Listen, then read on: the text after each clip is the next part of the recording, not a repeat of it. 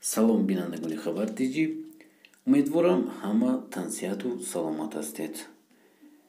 Ва имрӯз як хабари хуш дорем, ки дар бораи патент аст. Патенти тамоми муҳоҷирон, ки ҳукумати Федератсияи Русия масъалаи расонидани кӯмаки навбатӣ бо муҳоҷирони меҳнатиро баррасӣ мекунанд.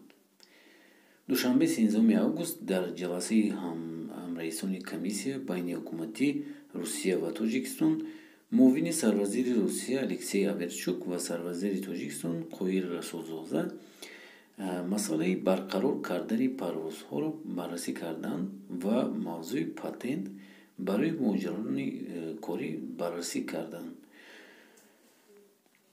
Аверчук ёдовар шуд, ки ҳангоми пандемияи коронавирус дар Русия пардохти патент барои муҳоҷирон бекор карда шуд. Аввалин муҳлати бекоркунӣ то 15 июн муқаррар карда шуд, аммо пандемия ба охир нарасидааст. Аз ин рӯ тасмим гирифтааст, ки онро то 15 октябр тамдид кунад, гуфт намояндаи Русия. боз як чизи дигарро тамдид кард, ки муҳоҷирони корӣ метавонанд без бехавотирӣ пули патентро насупоранд.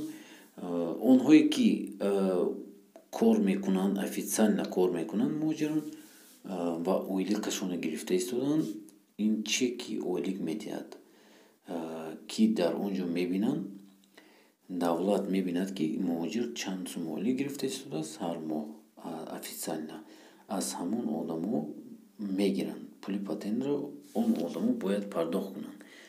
Лекин бачаҳое ки неофициально кор карда истоданд, яъне дар бозору дар ҳар куҷо шоурумаю дар ин чизо, вайҳо метавонанд насупоранд.